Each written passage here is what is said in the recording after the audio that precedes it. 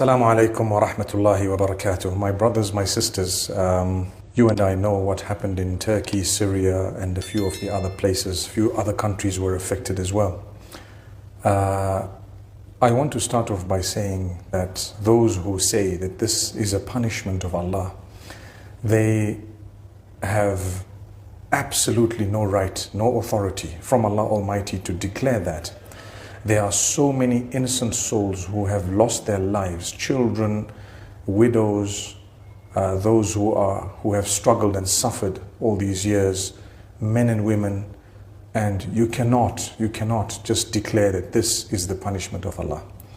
In fact, a person who dies in this type of an earthquake would actually be considered a martyr in rank in the eyes of Allah subhanahu wa ta'ala. So it's very dangerous to make those statements.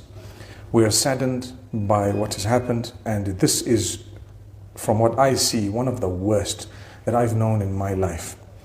May Allah Almighty truly grant alleviation to those who are struggling at the moment. I want to quickly tell you that at Abdullah Aid we've managed to send a plane load of aid through various channels, and alhamdulillah it has gotten to the destination.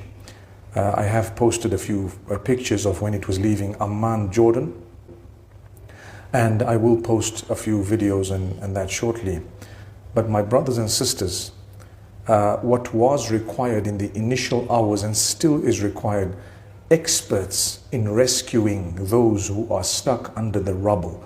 So for people like you and I to go there and to try and help with food, medicine, water, and so on. In the initial days, they wanted us to back off a little bit in order to make way for those who are professionals in rescuing people from rubble.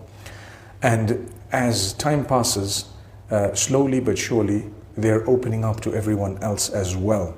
But it's very important that only relief workers and those who are seriously going to be helping out, as well as families of those who are stuck. Like there are so many people across Europe and not just Europe, but across the world, a lot of people of Turkish origin and people who have loved ones there, they are affected because their families are affected. So for them to go as well. It's very cold, it's icy weather.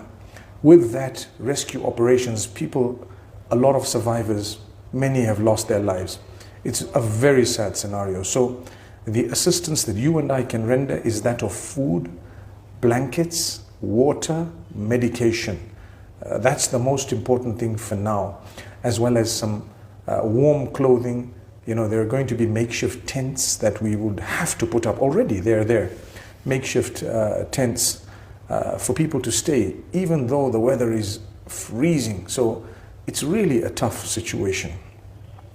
I was very saddened by some Muslims saying, no, this is the punishment of Allah. That is unacceptable. You can't say that.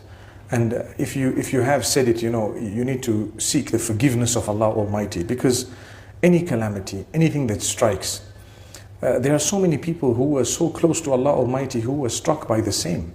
You cannot say that that was a punishment. In fact, they returned to Allah as martyrs.